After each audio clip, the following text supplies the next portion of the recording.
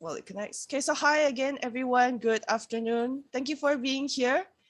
So as I've told you all before, today we're having a guest speaker, our Associate Adjunct Professor, Miss Eileen Khor, who is currently a Regional Content Manager at SEEK Asia. She was previously Head of Creative Innovation at ADA.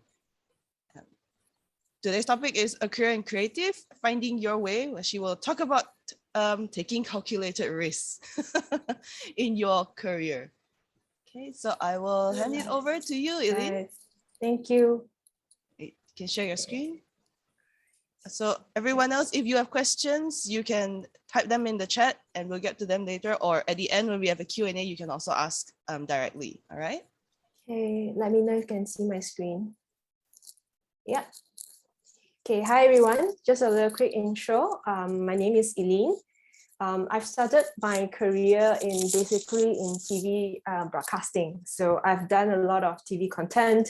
I work with Astro as well as many other content television broadcasters across the region as well, in China, in across the region APAC. So I've worked with, if you can see on the right, it's actually like My Job, Fear Factor, Surasi Bersama, like Mr. and Mrs. Dreammakers, where I get to work with Kobe Bryant for Philippines market as well.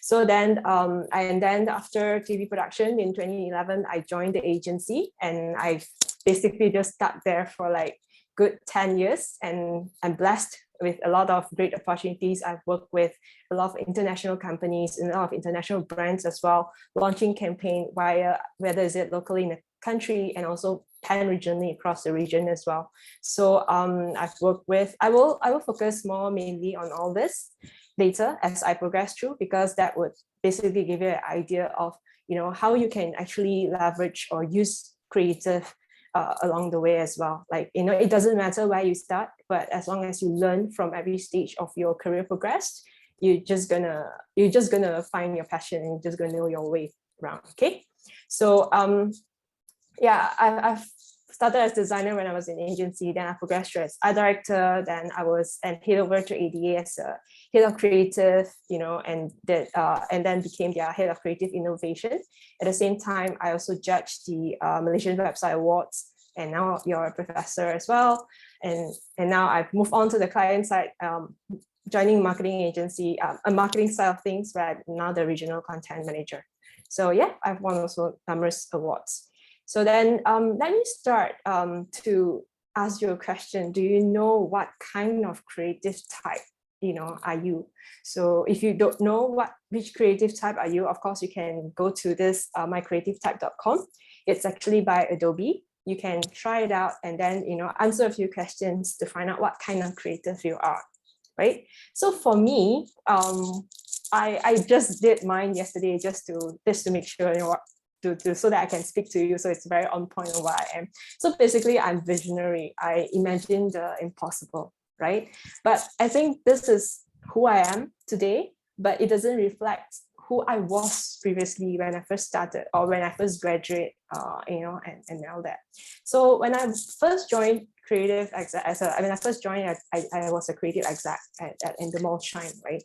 So I think I'm more of the adventurer kind of person, creative, because I'm always curious to learn the traits, what's happening, how things works, you know, and all that. I'm always hungry and I always want to learn more, master new skills. And then I just, you know, hands up and accepted many jobs when I was given the opportunity, and I wore multiple hats, right? So let me bring you through my journey with Endemol Shine.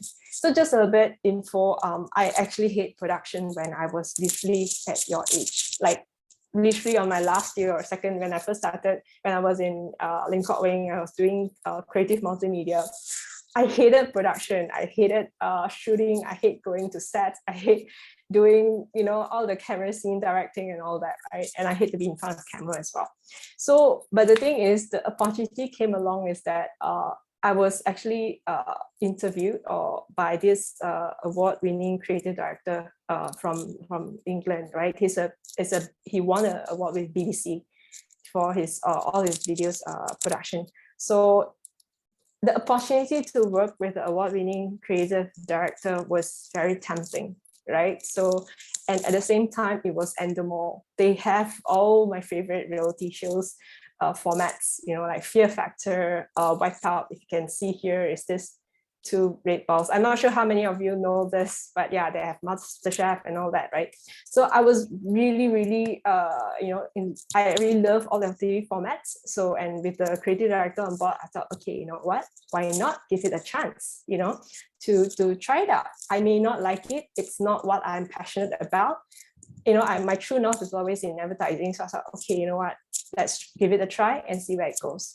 So I would say I'm very glad I did, because my first experience, or what I've really learned in Endemol, was the power of creative storytelling, right? So storytelling is very important in the creative industry. It's how you're going to tell the world what you want to tell them, and then you have to engage them and bring them into the world of, you know, that you're creating, right? So I'm not sure how all of you watch America's Got Talent, right? So this is actually a scene from Nightbird. I'm not sure any of you know her. Yes? No? Thumbs up? No? Yeah? Oh, Emmanuel's. Okay, sure, good.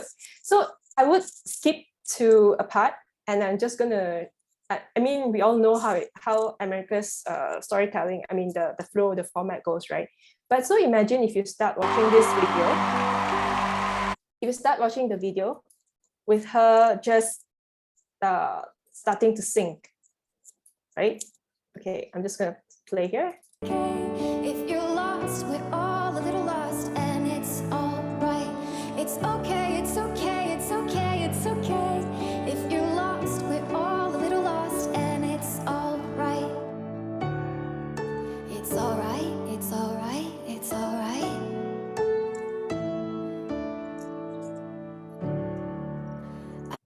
Okay, so I'm just gonna pause that. So if you can watch the full video later, right? So basically, if the TV format, if I were to start showing her talent in singing instead of focusing on why she's singing this song, I mean, the show will not be impactful. So imagine how America's Got Talent got started, was that they started with asking her who she is, why she comes to the show, and why she sings the song, right? So then it then makes sense. So this is the whole the whole power of, you know, creative storytelling. So I'm just gonna show she sang a song, It's Okay. But why this song matters is that it's where she does the intro, where she talk about what she's going through and why these songs, you know, it sort of reflects her life. So I'm just gonna play. How old are you? I'm 30. 30 years old. And the dream is to be a singer. What are you going to be singing for us tonight? I'm singing an original song called It's Okay. It's okay. Yeah. It is. It's okay. It's okay. What is It's Okay about? It's Okay is the story of the last year of my life. All right. And who are you here with? I'm here by myself. It's okay. And what do you do for a living? I have not been working for quite a few years. I've been dealing with cancer. Oh, sorry. No, it's okay. Okay. Yeah, I'm okay. All right. Can I ask you a question? How are you now? Last time I checked, I had some cancer in my lungs, my spine, and my liver. Wow. So you're not okay.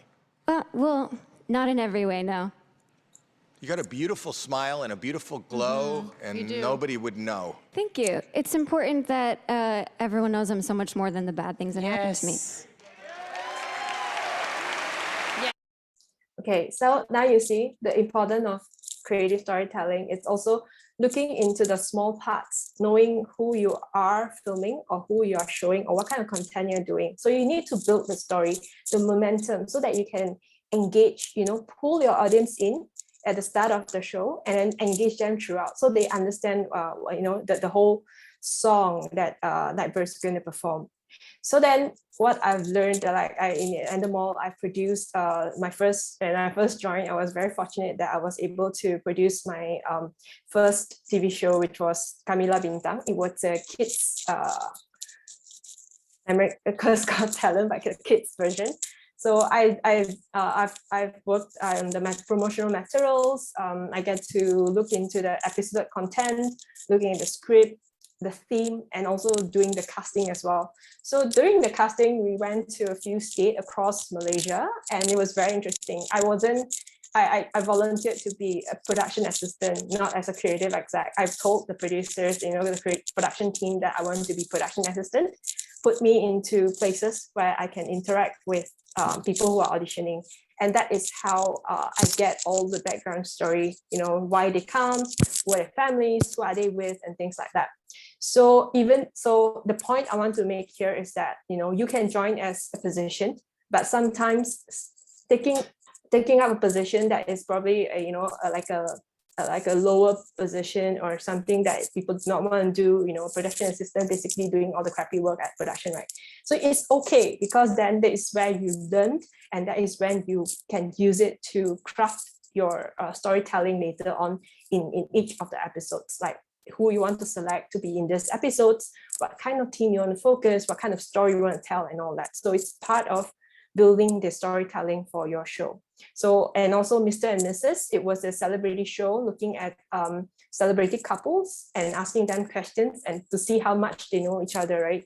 So here I need to look into the couples, understanding their background, their profiles, and coming up with the questions.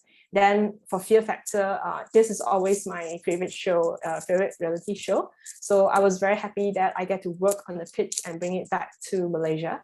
And my role then was to just identify what are the Fear Factor challenge that we can put into the show, and who will come along onto the show as well. So these are my experience when I was in Endemol. So that's not all. So another part of the whole Endemol experience is to bring the whole TV production into digital and incorporate it with branded content. So just bear in mind, this is in 2010. That was like literally 12 years ago. And that is before the whole Instagram, Snapchat, TikTok, or influencer marketing. We don't have 15 seconds video. We don't have, the short form content. Basically, everything is just long form. It's for TV. TV, it's 45 minutes with advertisements, and then 45 to 90 minutes, right? Whether it's the entertainment, drama, or reality TV shows. So my job then was to bring TV production to the desktop or the computer, I would call it, into digital space. So that time we have MSN chat, we have Friendster, who is like basically Facebook now, right? So then in the US, there's MySpace. So MySpace never made it to this part of the world, but then MySpace was quite big back then. So then Facebook and YouTube was just starting, but they were not there. Facebook didn't have the video content portion that time. So my task was to build from 45 minutes down to 5 and 10 minutes. So how to do it is then, how do you do this digital videos, do the storytelling, bring it in, and then, break it down into smaller episodes, and also crafting the digital play along. So what I did was I took the reality show, which is basically a 45 minutes TV show per episode, into not just what you see on TV, but to people's mobile phones and people's laptop. So I'm not talking about smartphones, because 2010, it was just the iPhone 1 and 2 kind of age, where I still have to pay for my WhatsApp. I remember that, 99 cents for the app. So that's how things have changed, right? So it was like the first digital play along, and it was very interesting.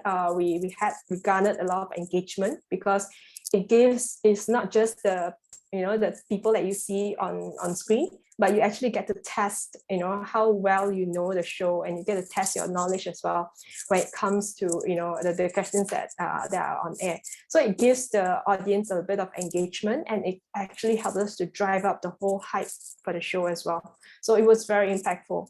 The next thing I managed to learn was also in using platforms or leveraging on platforms. So in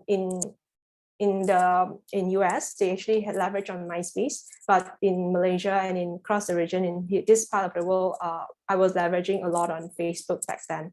So, and also microsites to build the content.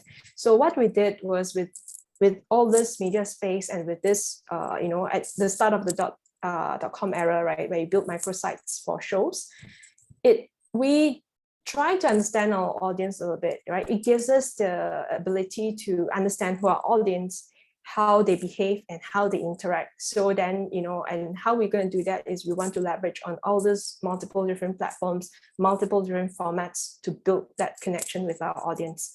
So what we did was we break it down into different episodes. Dreammakers is actually a show with Kobe Bryant where we bring 6 kids from Philippines to US to be trained in his academy.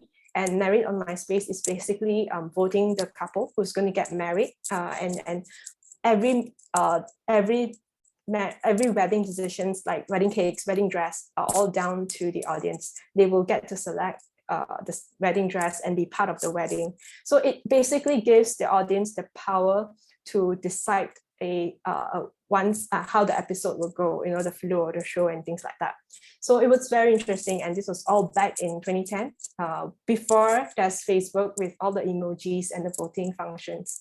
Okay, so this is where I've learned creative in storytelling and creative in using media and platform use. That was from TV broadcasting down to the digital and branded content.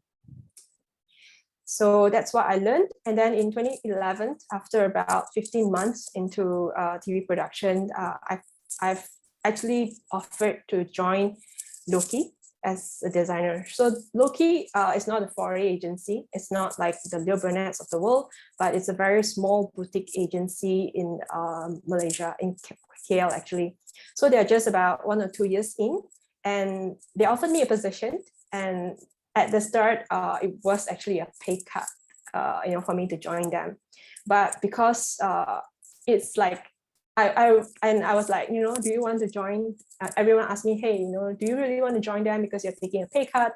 My dad was like, no, don't accept because you're going to take a pay cut. You know what? I'm not going to pay for your rent and things like that.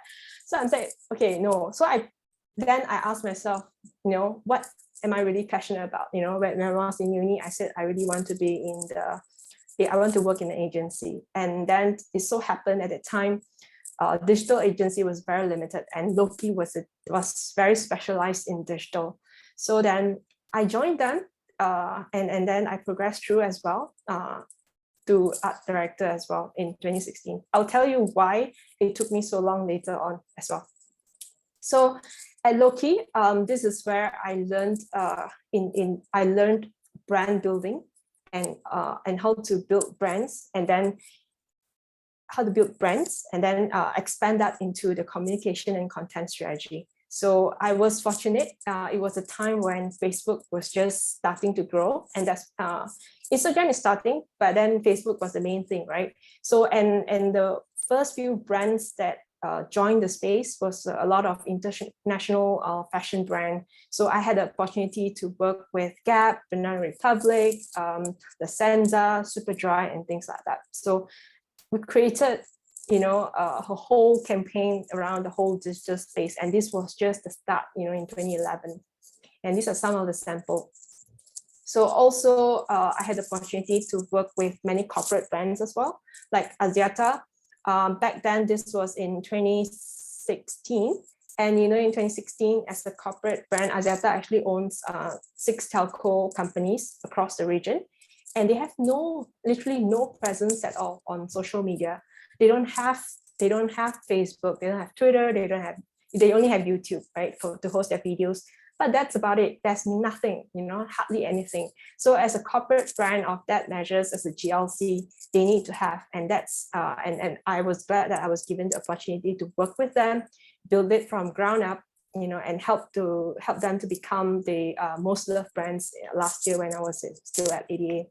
So yeah, one of the key first campaign was to introduce Axiata, so where they are right now. So you can see a screenshot here of advancing Malaysia, advancing Nepal, Cambodia, and Bangladesh with Axiata's initiatives. So then I also had the opportunity to launch new brands like Prego, right? So it was fun because it was like the first kids pasta in Malaysia. So I built the brand up, like understanding who is your target audience. So we said that, who is this Prego Buddy is going to target? It's a kids pasta. But at the end of the day, who is our main key purchaser? Is it the mom? Is it parents? Or is it the kids? So we said, yes, mom is the ultimate key purchaser, or who's going to buy it off the shelf. But then again, if the kids don't eat it, the mom's not going to buy it, right? So it's very different altogether. Like you can say diapers, mom buy, kids use. But here, when it comes to food, you have to take a different strategy. So what we did around here was then to, focus on building buddies, the mascot in here as a buddy to the kids. So then we created a whole campaign around, how to bond with kids, how giving mom the ideas to bond with kids, and at the same time building content that the kids can use, can watch, can also learn on a daily basis as well. So this is the story of Prego. And then the next one, Si Hoi Chan sounds like a very traditional, boring campaign, right? Because it's property. But then again, what's interesting back then in 2014 was that they came to us and said that, hey, we want to redesign Damansara Jaya, right? That town there, where there's Starling Mall right now, and basically where people go for their cafe. And back then, there's no cafe scene, there's no cafe, there's no restaurants, it was not known for that, right? So how do we then build this up? So we came up with the whole Uptown concept. We came up with Uptown Eats hashtag, and we started seeding, and we started hosting people in Uptown, driving a few campaigns around, cafe hunting, creating the moments of having fun with friends and family in Uptown. So that's how we built the whole desire to be part of the Uptown community. So this is some of the experience that I have done when I was in ADA as well as Loki, right? So sorry, Loki. So I then from Loki, I was very grateful that one of my clients was Axiata, decided to ask me to join ADA. So ADA is also part of Axiata, right? So then I joined them in 2017 as head of creative as their first creative actually. So basically my job is to kickstart the whole creative division. They have a media agency, but they never have a creative division. So this is a story of me putting creative into business and in people. So knowing if I wouldn't, to be honest, I wouldn't have accepted this job if I didn't, I didn't gain enough experience in Loki, to be honest.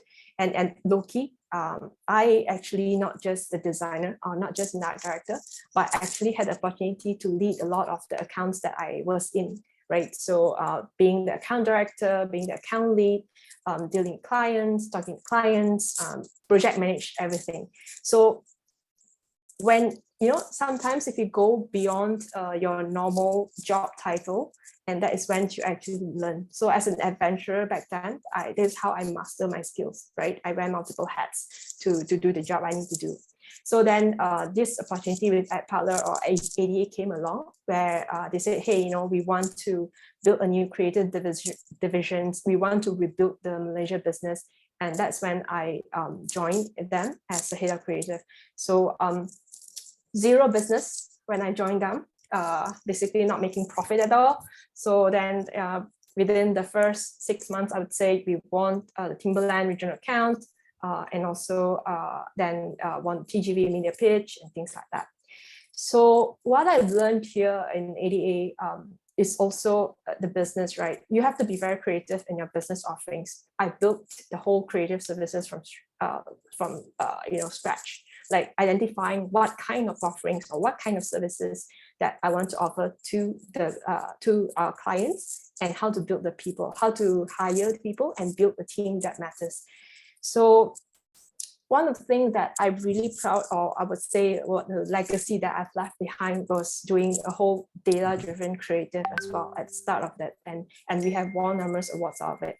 So one thing, if you can see, was I'm just going to show you a few samples, and one of them is a thematic campaign, right? Do good with Boost. So this was in 2019, sorry. So yeah, it's 2019. So it's for the Ramadan. So then again, Boost have this function of donating back to charities and to needies, right? So what we did was, and it's for Ramadan, we need to come up with a campaign for Ramadan. So what we did was then we looked into the data, like telling us where people hang out or where people go or what people do. We look at the content consumptions, what kind of content do they consume? What are the values that they would like the brand to show them, and all that, right? So we look into all this, and that's how we came up with Ramadan Bersama Boost, 30 days, 30 ways. So the whole message is about sort of paying forward to another person, whether is it via paying forward, because this Boost is a e-wallet, right? It's basically all about payments. So we want to bring forward the whole pay forward kind of concept into this whole Ramadan Bersama Boost, 30 days, 30 ways. So basically gave people 30 ways of doing e-wallet payments or payment via Boost throughout the whole Ramadan. And that's also including donations to charities, right? So that's the whole thematic campaigns around for Boost. So the next one is actually using data to help us on tactical campaigns. So this is for 11/11. As you all know, 11/11 is always, when it first started by all those e-commerce giants, right? It's all about driving sales, impactful sales in one day. So, and it's never a Malaysia Airlines kind of thing, because they also, they are not cheap like Azure, right? But then they want to tap into those markets. They want to see, where they can go to help them drive the sales before the year ends. So what we did was we took the MH, the Malaysia Airlines initials, and hashtag it to most happening and put in 11/11, right? So it's going to be the most happening 11/11. But that's not it. We actually zoom into our audience. We actually geofence KLIA too, because that's where all the Asia passengers are, right? All the economy flights are. So we kind of geofence that location and look into the data about our audience, their traveling behaviors as well. So one thing is we look into how they travel. Do they travel alone? Do they travel solo? Or do they travel with their family or with their friends? So it came up, we understand that, and then we look into where they go, right? So where these people goes and things like that. So we look into the behavior of how they travel. We then came up with identify the top 3 groups. So we came up with people who travel alone, travel friends and family. We crafted content that caters towards these traveling behaviors. Then we look into their patterns, or then we say that, hey, based on your media consumptions and all that, when you come to our website, you have the pixels, to track them as well, right? So I look into where do they go right after, for example, they come to the website and then they click on Thailand, for example. Then we will continuously remarket them with content to go Thailand, and that is ultimately to drive them to purchase the ticket on 11/11. So of course, all this has helped us, and we have very limited budget back then, right? It's the end of the year. Usually clients don't have budget end of the year, but then we want to drive impactful, to help them with their business objectives, like the business KPIs. That's when we came up with this campaign, and we basically got around 400% ROI out of this. So, and these 2 campaigns has won numerous awards from marquees down to Mobags and also to Appies. Yeah. So, and besides just all this data driven, right? How we do that, like for example, with the MH, most happening is that I need to scale up my content production, right? I need to understand my audience.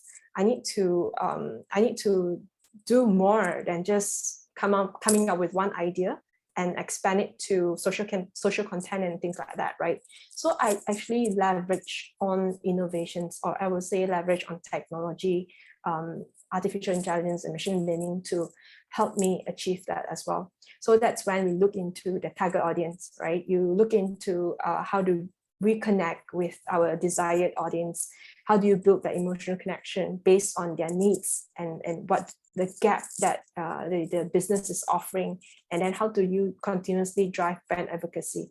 So we had all this content to then say that, hey, in order for me to speak to the right audience, for example, one campaign, MH1111, that's just one campaign, but I need to speak to 3 different target audience. That means that my creative team have to produce 3 times more content, because I want it to be personalized, and what you see and what I see can be different based on our age as well, not just by personas or how I traveled with, right?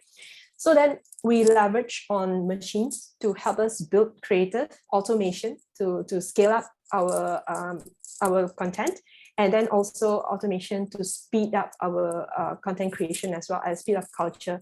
Meaning that, for example, when I see you at the website, you are looking at Hong Kong, I will then get the machine to generate the creators and send it across to you.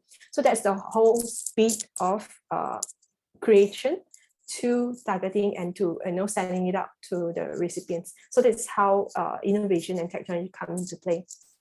So and help to drive a better performance into the targeted to audience, personalize it, and driving a more impactful benefit for the business. So it's not just about creative in producing, doing good, just the craft of it, but it's also creative in leveraging on technologies, leveraging on insights and data to help you craft that storytelling. Okay. So from there, you can see, and then I moved on. What I learned was really a lot of leadership in ADA. It was a lot of business development opportunities. I did data performance, data-driven creative, performance marketing. When I was regional head of creative innovation, I had the opportunity to work with a lot of AgTech, MarTech kind of tools. Automation was one of our keys, looking into social listenings with AI and also machine learning to help us to craft the better story as well. So this has been a journey, and I've moved on to become the regional content manager at SIG Asia. So after a decade, after spending a decade of my life in advertising, I think that it's time for me to move on to a new journey, right? So then throughout this whole creative journey, I see myself being an adventurer, who is always curious, hungry to learn, wearing multiple hats. I've learned so many things along, from just being an exec or a production assistant to become a designer to leading to become an art director. And then when I joined ADA Art Parlor, I became a producer, where I actually, I have to make things happen, because you are leading a business and you're leading your people. I have to have leadership, and at the same time, because it's a whole digital agency and so fast paced in this digital world right now, I have to be very dynamic and very agile in terms of how I handle the business and the people. So when you move into leadership, you have to take care of your clients, but at the same time, you have to take care of the wellness of your team as well. So then, you have to take care of a lot of things. And that's when I feel that I'm more process driven, and hence why I'm a producer rather than I'm more of a creator. But where I am right now, is I'm a visionary, right? So I think I did not become a visionary because of who I really am, but because of the processes and at the different stage of my career journey as well. So now that I am moving on towards, I joined I joined SIG Asia as a regional content manager. A lot of people ask me, hey, you were previously regional head, why do you decide to take the manager role, right? Like, it doesn't make sense. It doesn't help with the career progression or things like that. People ask me about this. Then I said, it's not, because for me, I really want to learn the end-to-end of the whole business, not just being good at what I'm doing and continue being comfortable at where I am. To be honest, I'm very happy with it at ADA, but the thing is, I have to think beyond what I want, So I actually take a very calculated risk every part of my career journey as well, like knowing what I really want and what I want to achieve, and being brave enough to take the step to move forward. So I'm just going to share with you my 4 key steps in taking risk, right? So I just put the word risk. So R stands for research and read. So what we need to do is basically you have to really ask yourself, what do you really want? You know, it doesn't need to be long term, it can be short term as well. Why do I need to take this step? Or what do I really want in my next career journey? What do I want to achieve? What do I want to know? What I want to learn? And I have to be very honest to myself, right? So if you do your research, go online, talk to people, and read a lot on what you want. You know, now there's so many books available, there's so many articles online, you know, Harvard Business Review, Ad Age, and all that. Look into those to help you prepare, you know, to help you to identify what is it that you really, really want, right? So after you research is when you have the information, right? You need to gather all this information, and then you have to put yourself into the situation. You know, you have to imagine the worst case scenario. If, for example, if I were to accept the job, what would happen? Or what would happen if what I may also achieve out of it, you know? What is the whole, do all your cost benefit analysis, you know, intelligently do your cost benefits, you know, and analyze what you're gonna do and, you know, what you're gonna expect out of it, right? Is there any pro and is there any cons into taking that step, right? So then if you're still lost, don't know what to do, make sure you continue to search for leaders that can inspire you. Speak to people,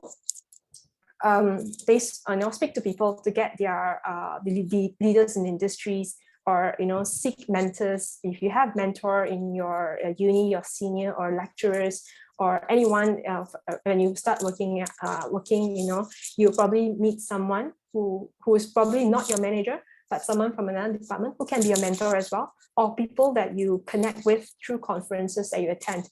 They can be your mentors as well. Or, you know, for females, I myself joined Lean In Malaysia.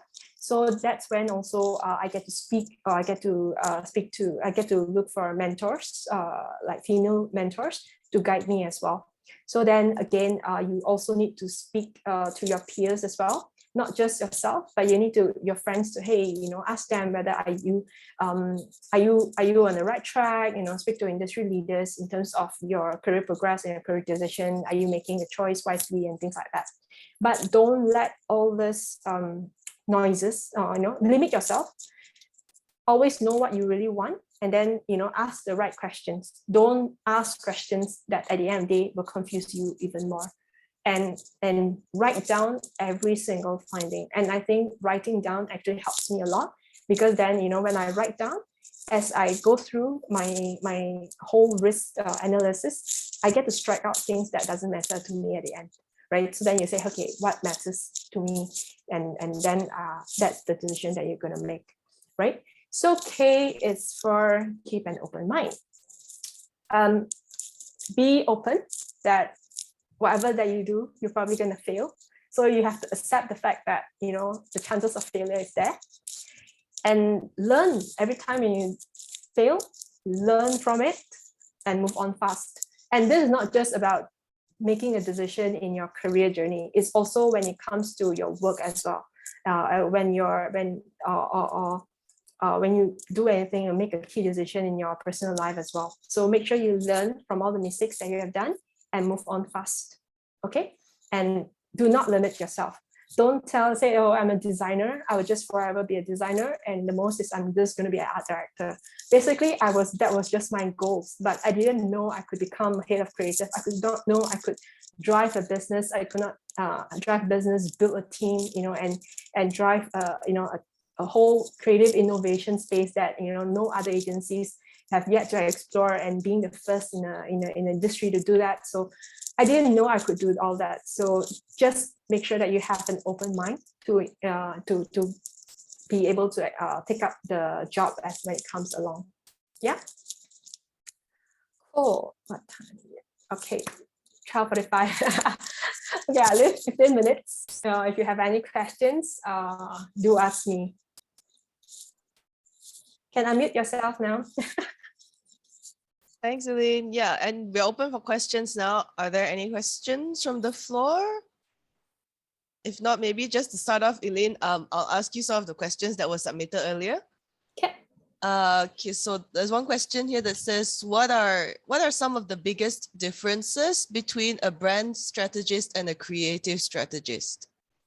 Okay, I think this is a very, very good question, right?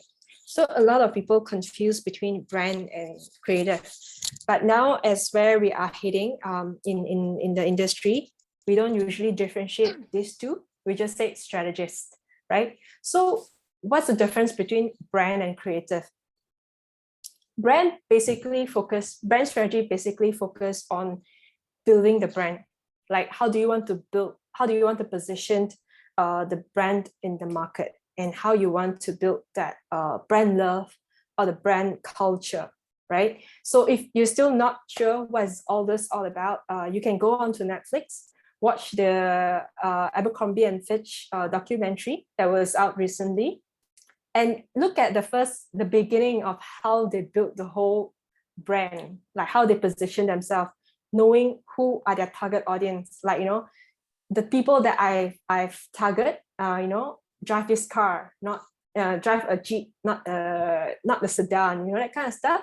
So learn from Abercrombie, although they have failed as a business, but then, that's also because of the culture that they built. But they do have a very strong brand positioning or brand strategy when they first started, and that's how they became a very desired brand back then, in 2014 or 2015, right? Creative strategy, on the other hand, is more of the approach, the methods, or the ways into helping you expand, to build that brand. Okay, so for example, if I want to be the most desired brand, that is your brand strategy, most desired brand in Malaysia. So how do I do that? So then all those campaigns, all those content curation, your comms creation, all that comes down to your creative strategy. How do you build that? Is it over time, or do you do a thematic launch every quarter, 3 times a year, 4 times a year? Or then what is your tactical campaign to help you drive the sales? If let's say sales is your ultimate KPI, right? Not everyone will have sales, right? Like for example, if an app is probably app download would be the KPI, but again, how do you drive that impact? So how do you drive that for the tactical campaigns? So that's the whole difference. So now why we don't have brand strategies or creative strategies is because at the end of the day, it's all the same, at the end of the day is to help a brand to drive business objectives, and creative is just part of the brand building. Yeah. Okay, I hope that answers the question. Okay, Anyone we have have a question in the questions? chat. Yeah. Alvin says, hi, Ms. Eileen, can I please ask 2 questions? What kind of jobs are available in the advertising field, and what are the requirements of the jobs? Wow, that's a very wide question, Alvin. Sorry, let me see. Chat. 2 questions. What kind of jobs that are available in the advertising field, and what are the requirements for each of the jobs? It really depends on what kind of role you want, to be honest, right? Like, Alvin, do you have a preference? You can unmute yourself and ask me. Yeah, Miss Eileen, I have a preference on, like, I'm actually interested on writing script for video and audio commercial, and I also like to write like copywriting for headline, tagline, body copy, and also creative brief. So I would like to ask, like, what kind of job is like for this, like for example, like copywriter, and for video and audio commercial, is there any specific job in the advertising fields that work for video and audio commercial script? Okay. Very good question, Alvin. I think where you can start is basically to apply for the copywriting position. Look into those kind of roles, because at the end of the day, for example, when you join an ad agency, my copywriter who used to work with me, when she first joined, she was so a fresh grad, right? But I recruited her because I see potential in her, right? So what we did was, she didn't just focus on writing for social media posts only. I got her to write headlines for campaigns, like coming up with the most happening 11/11. She was part of it. In fact, it was her idea. And then, coming up with scripts for our video content. That is also part of a copywriter's job as well. So, and then, and from there, you actually get to learn about the whole business as well. And advertising is so wide these days. There's no say that, hey, Alvin, if you're a copywriter, your job is just focus on writing for social posts. It's not just about that, right? It's about how you, again, like those whole brand positioning and creative strategy, right? Like, what is this campaign all about? So you expand, you take the ownership of the whole campaign idea, and then expand that into all the medias that we probably need. So that includes video, that includes TVC scripts or radio scripts, things like that. Yeah. Thanks, Miss Eileen.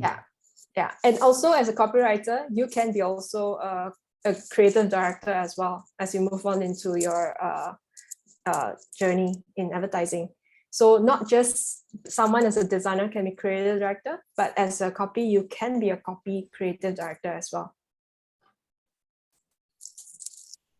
Miss, if it is for like for example, client give us a budget, right? Then the allocation job for the advertisement, the campaign one, normally what is the name of the job? You mean allocation? Usually that is a planner, or I would say sometimes it's also the account director, or together with the creative director. They'll say, okay, budget, client has a budget of 100,000 ringgit, right? We can't do a TVC. We cannot go full on TVC. What can we do with this 100,000 budget? Then you decide that, okay, as a team, we look into what kind of media that we want to look into. So I say one is social media, and another one is probably performance marketing, right? So then you say, okay, well, this is what we're going to do, and this is where the money is going to go, and then these are the comps that you're going to plan out. So if it's social media, you also have to plan out your comp strategy, right? So what's your channel strategy? What does Facebook going to do in this whole campaign? Is it to drive a brand awareness or product awareness?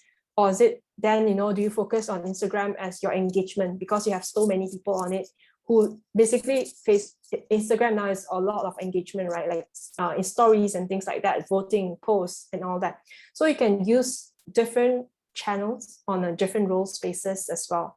So, and then when it comes to performance marketing, for example, like the GDNs, the Googles, it really depends as well. Do you want to invest into your Google search to know the keywords that are relevant to your campaign or to your product and things like that, or to compete with your competitors?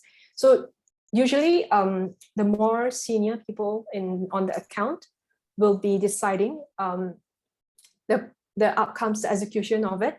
And then junior level is more of executing it, coming up with ideas and executing it. Yeah. Okay.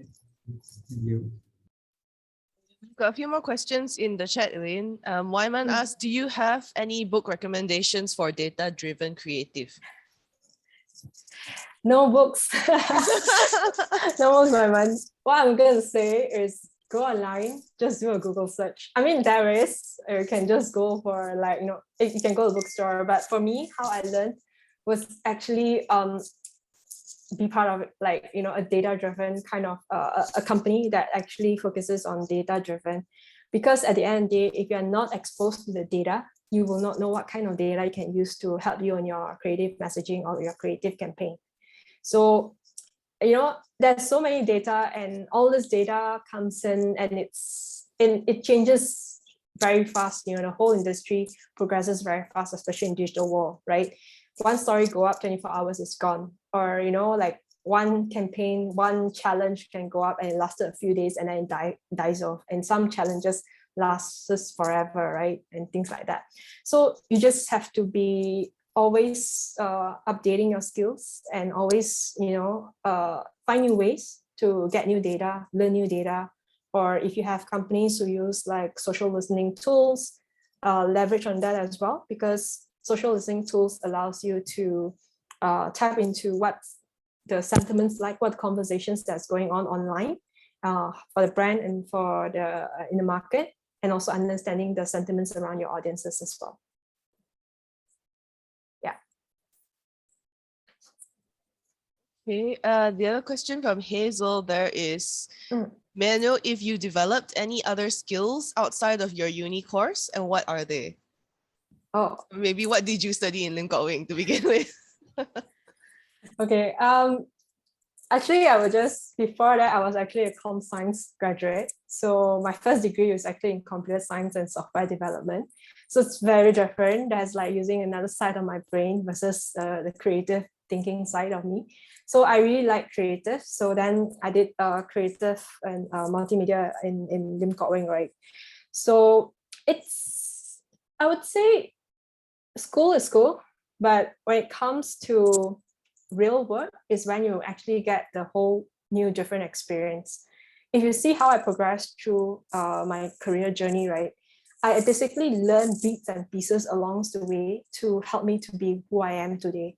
So from TV, I learned about storytelling. When it comes to digital agency, I applied the same thing, because at the end of the day, I need to use that storytelling to be part of, the brand building as well. So what is the brand storytelling that I want to do now? So how do I translate that into my whole creative strategy, my comm strategy, and what kind of media that I want to focus on? So from TV, it's all about TV and computer, right? So now I'm bringing it to social strategy, programmatic, and things like that. So that's a whole different ball game, but you get to learn as you progress through as well. So yeah. And also people skill, you don't get to learn in uni. You think all your classmates, some can be really nasty or some can be really lazy, but when you come to the working world, it's still the same, and you will learn the whole think of people management, and also to learn to work with other people and be very open-minded and have unconscious bias. Don't judge them based on how they work, but look at what kind of work that they produce at the end of the day. So you will learn this as you go through the whole working journey, things that basically books and schools don't teach you. Okay. Shui asks, hi, Miss Elaine. Most of us here will be going for internship. Well, not most of you, some of you here will be going for internship soon. And I believe you know these ad agencies better than us. In terms of culture, would you mind recommending some agencies? I won't recommend you agencies, but I would recommend you to go out and just interview for those internships positions. And then during the interview, ask them about their company cultures, right? And don't let that decide your opportunities, because internship is just 3 months, correct?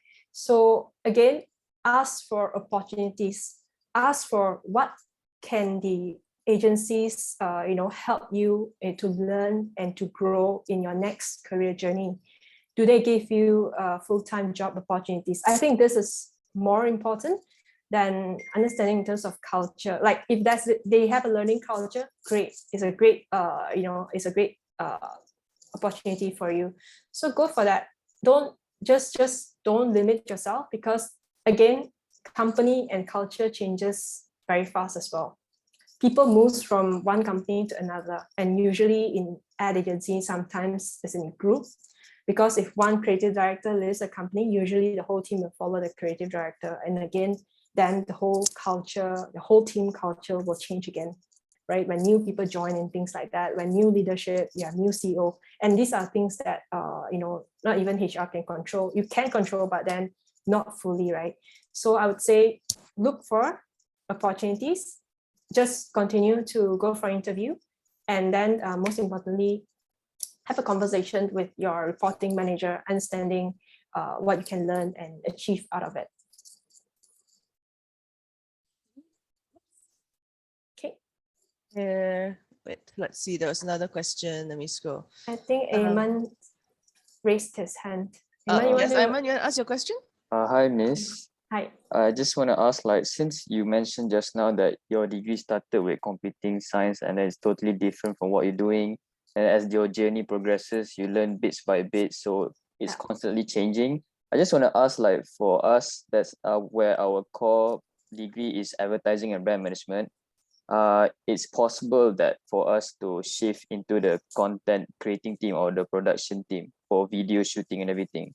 I just want to ask about that. Yeah, because I think you guys are at an age where I would say take the first few years of your career to explore, right? Like, I mean, you don't have the whole world on your shoulder right now. You know, as an age, you're probably you're in your 30s, then only you want to decide. But then take the first few years to explore what that is really right for you. There's no right and wrong. For example, I choose production. That was something that I really, really hate in uni. As and when I was your age, really, like I was at the same time as you, my semester 4 and 5, and I really hated production. But because when the opportunity came along, I just said, hey, I don't mind learning. I don't mind to explore to see if I like it or not. So FYI, production, I still hate it. But where I'm doing right now, my current role in SIG Asia actually is about production as well. I mean, I can't really share much because we're still building it, but it has something to do with video production as well. So I was quite grateful for that opportunity because now I can use it here. And at the same time, com science was my first degree. I interned in a technology company in Penang called Adjunct Technologies. Then again, I could take that experience and put it into where I am today. So, I may be registered regional content manager, but I'm actually building something very exciting at SIG Asia right now. Yeah. Okay, thank you. Great. Oliver has a good question about mentorship. Do you have any tips on how to approach and ask someone who doesn't really know us to be our mentor?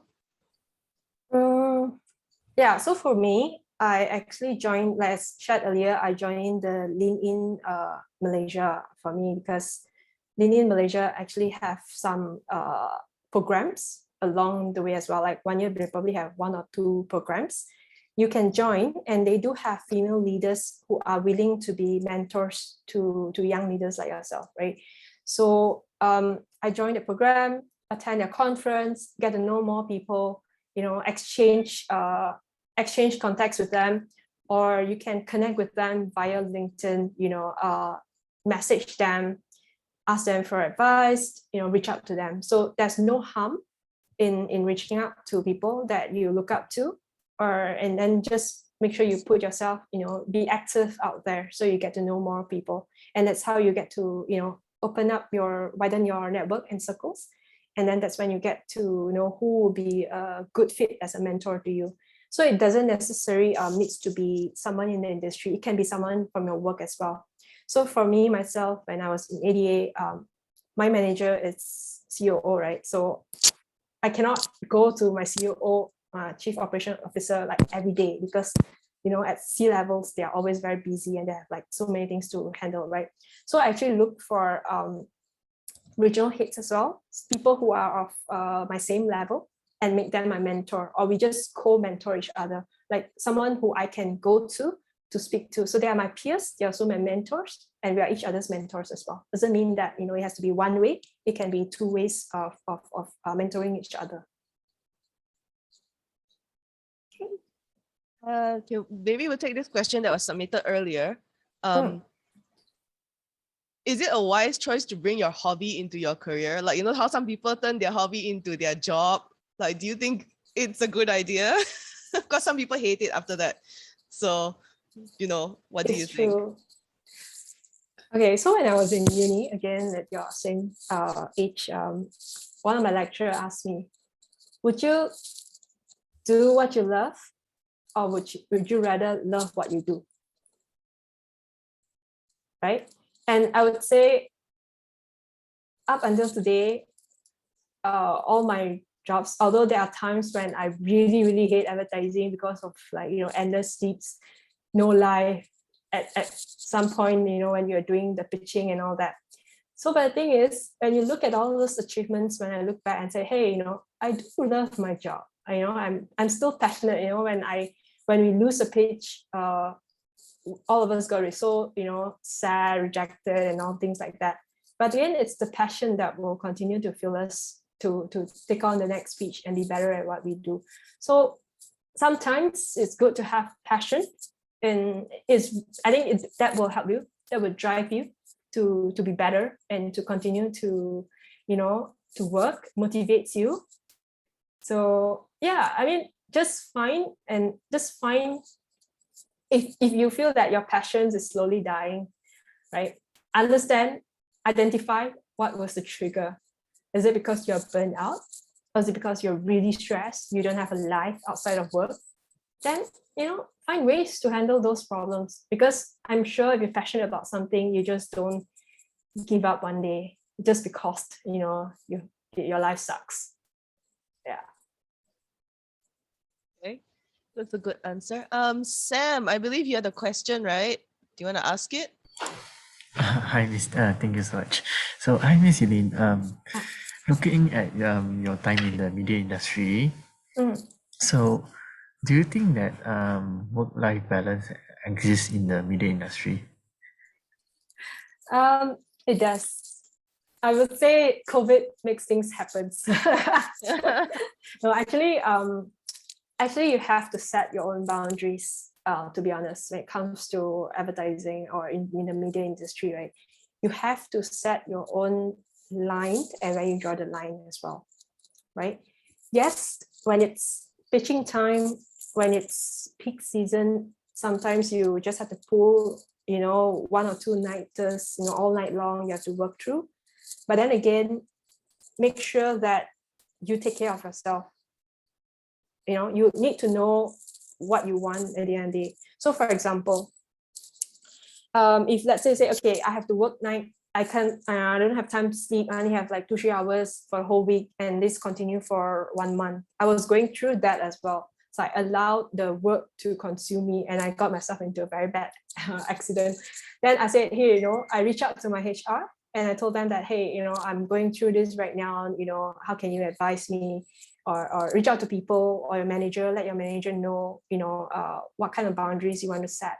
So I told my manager, I told my HR that I will only do 1 country visits at a time, because I do have to, because I was in a regional position, I have to travel. And I was doing like 3 countries in a week, and it was like crazy, I actually literally had to sleep over at airports and things like that. It's not the nice experience. Yes, it's nice to travel, but sleeping over at airport, it's different kind of tiredness, right? And traveling is actually very tiring. So I need to set that boundaries as well. And every country that I go to, I'm involved in every pitch. So it's like, pitching, and go in there, flying in there just to work and things like that. So I draw the line and told my manager, I'll do 1 or 2 pitch in other countries, but then my key focus will be the markets that I'm working on. So that's the boundaries that I set myself. And at the same time, I set the work and home. So there are days that when I come back, I say, okay, you know what? My room, it's where my laptop will not going to be. It's like I just leave it in my living room. If I need to work, living room, that's it, and not my room. So I'll make sure that when I walk into my room, that's when I close the doors for all work stuff, and that's when I actually rest. No TV, no nothing, and just get a restful night. So that's when I created that boundary for myself and the line not to cross and where not to cross as well. I see. Basically, have to communicate with like your boss or something like right. Yes, but most importantly, know what you want. What is it that you want to achieve? Don't, and always check on yourself. Sometimes like during COVID, for example, I thought I was an introvert. I was so happy that, I don't need to go and meet my clients. I didn't need to travel. It was like so nice, right? Then I realized COVID actually, I had some mental health issues as well. Like I would break down during calls and things like that. But this is all normal because we are all isolated. It's as if like you're going to jail, right? That's human. That's normal. So then you have to ask yourself, hey, why this happens? Then think of solutions or ways to, to help you overcome that. So then I said, okay, you know what? It's because I've not been exercising, I've not been eating healthy, and all that. So I look into those, and then I look into solutions on overcoming that. And so, yeah. I see. All right. Thank you so much, Miss Eileen. Welcome. Okay, let's take this question that was submitted earlier. Have you ever doubted your decision to pursue your current job, or at any point when you changed jobs, did you ever doubt that decision? And if you doubted, like, how did you get over that? How did you overcome it? I doubted, I think it was my first job. Okay, I really hate production. Then I was like, oh no, what have I gotten myself into, right? So yeah, I mean, that's why, but the thing is, how I overcome it is because I see it as an opportunity to grow every day, right? To learn new things, right? And then now even I took this, I left the advertising world to join the client side business. I become part of a product team or a content team. A lot of people doubt that, it's good for my career progression, but I say, hey, what do I really want at the end of the day? Like, the whole risk there are, like knowing, really ask myself, what do I really want to achieve out of it? Is it, what kind of, for me, values and my own values, personal values and personal achievements is what I really want. And what I really want, go back to that. So why I joined SICK is also because I feel that this whole COVID changed me as well. I want to give back to people, like I know COVID has put many people into, unemployment. People are having problems upskilling. People are having problems being better at their work and things like that. So then when SICK happens, SICK opportunity coming along, I said, hey, this is a good opportunity for me to make an impact in the society. And that's also being a part of why I'm lecturing part-time now, is because I want to share my experience with you. So, it's all about that. Like, sometimes when you doubt yourself, but then always know why you want to do it at the first place. And that actually, hold on to it. And that is when it will continue to help you to move on and to grow and to continue to do what you do. Rania has a question in the chat. I'd love to know about the special moment in your career or some achievement of yours that has made you feel the most proud of your career choices and the path you chose for yourself. I do have a lot of moments, but I think special moment is when my team actually is like when my team, my young team, I didn't hire a lot of people of like industry specialized and all that, right? I hired a lot of fresh grads as well, and being able to see them grow and to be able to go out on stage to receive awards on behalf of the whole team, I think that was like the best moments or the best achievements that I've done for myself, because it's not about me, it's all about the people that I'm empowering to achieve that. So their achievements is my achievements, and that would probably be the proudest moment of my life. Yeah. Okay. There's another question here I have that says, are the people in the media industry getting paid enough to survive? Or rather, how long did it take you to be financially secure? Are you financially secure? Am I financially secure? Who knows? But yeah, what do you think about the pay, the general pay in the media industry? Is it enough for people to survive? When you first start, I would say no. Remember, I told you I was in Endemol and then I joined a very small boutique agency. I had to take a pay cut, and my parents said, no, are you crazy? You're taking a pay cut after doing 2 degrees when you're supposed to be earning like 4 to 5K and you're earning less than 3K. I'm getting like 3K in Endemol, and then when I go to Loki was like lesser, right? So it was crazy, right? But the thing again, for me, yes, when you first start out, you probably won't get enough, but don't let that demotivates you from continuing to do what you really love to do.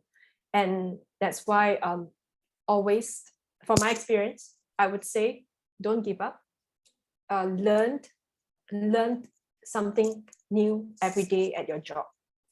Pick up, you don't have to, you say, okay, if you want to be a specialist in something, you can, but you also have to learn something else. Like you can be a copywriter, but you need to learn media performance, because at the end of the day, how do you write for media performance? That is the added value.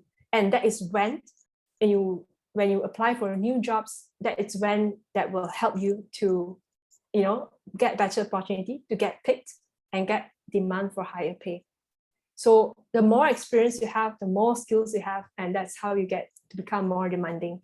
So start, you will not get paid. Sorry, it's the creative media industry. Actually, it's not just the media creative industry, it's actually in every industry. Even if you start as consultants, you probably like earn peanuts at the start of your whole journey. But when you make achievements, when you achieve something, that it's when that drives your whole value up. So yeah, so make sure, learn every day, small wins, and you start. Doesn't mean that it has to be your salary, but mainly your skills and your experience, and your knowledge lah. Yeah, Iman.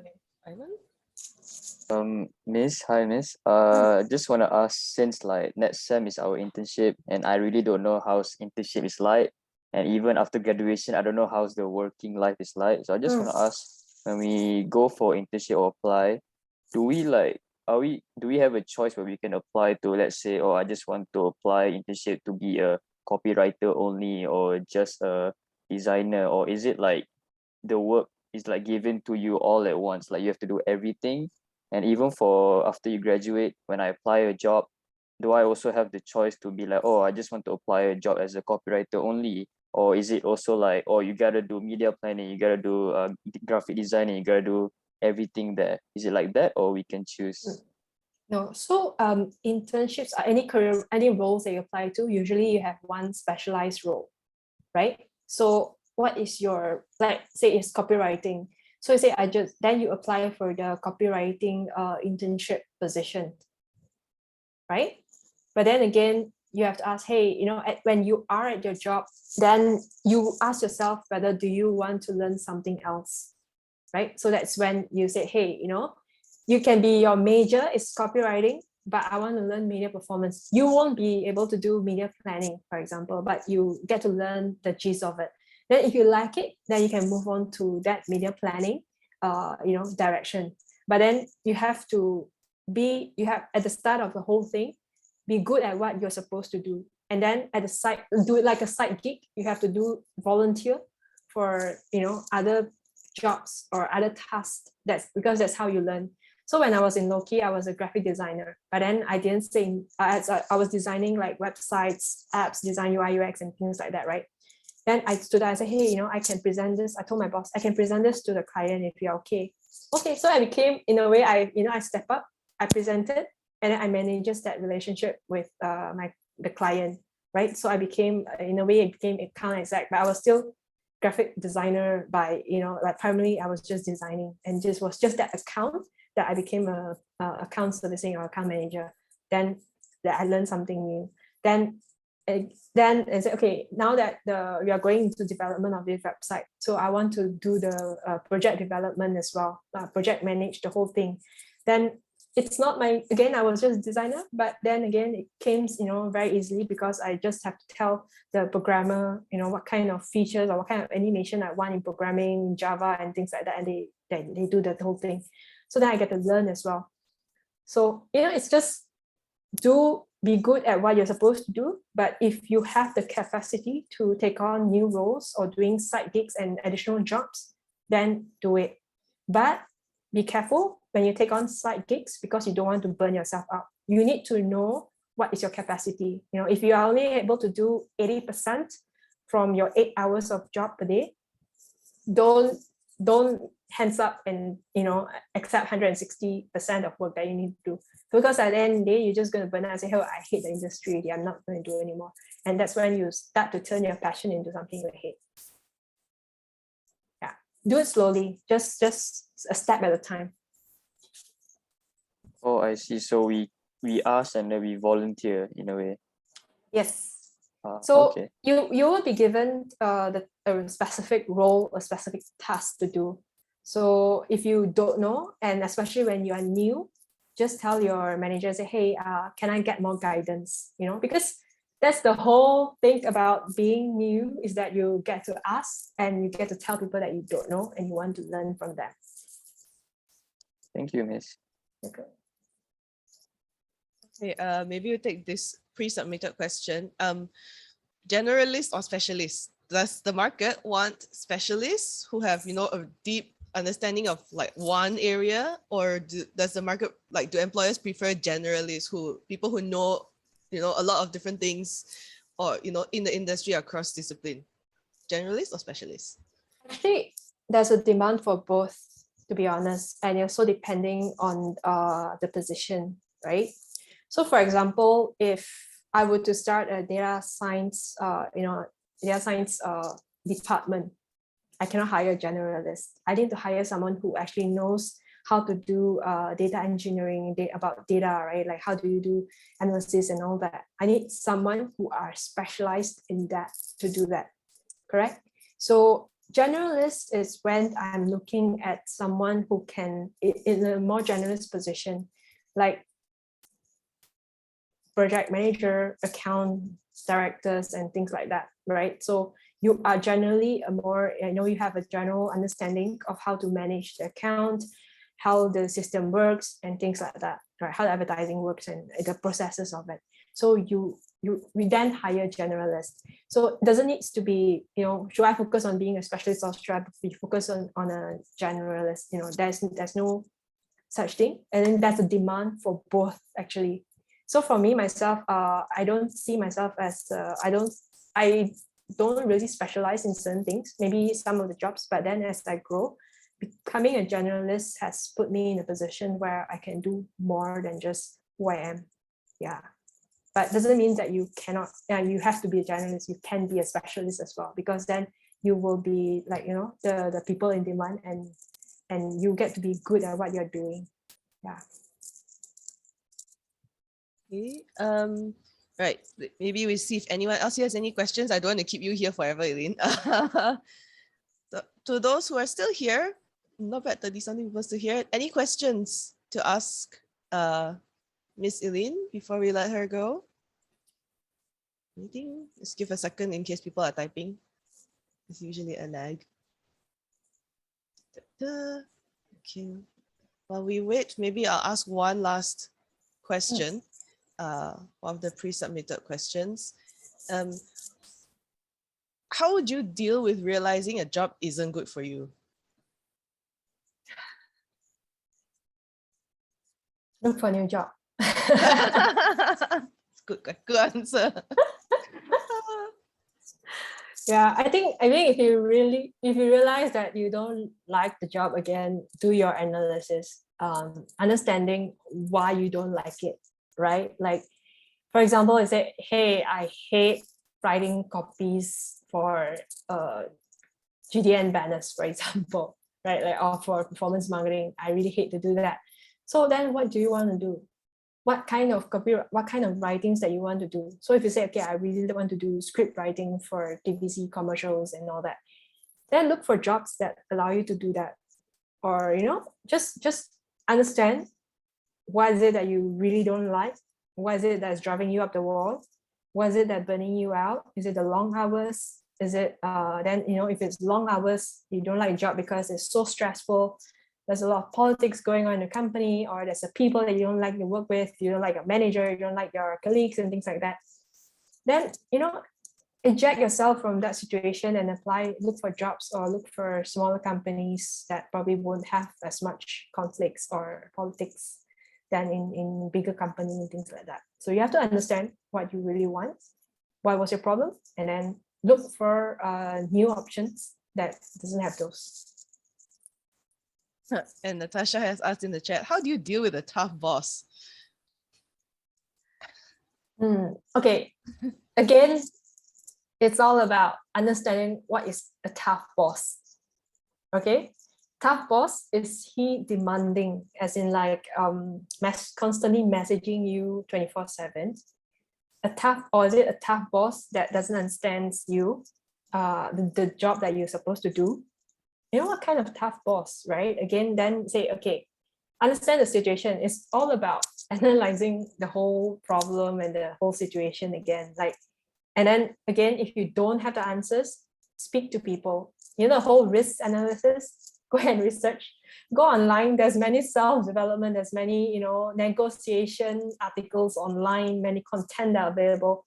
Learn from there. Research, read, speak to people, you know, get the information that you need. If it's tough boss, it's about negotiating salary increment.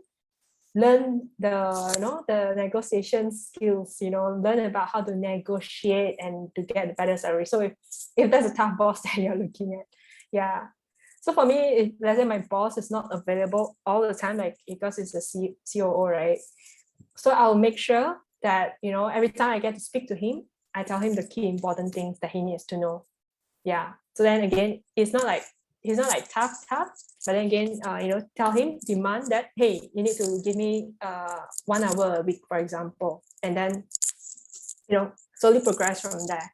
If it's about not having enough care attention from your boss, so you need to start telling him and schedule the time with him.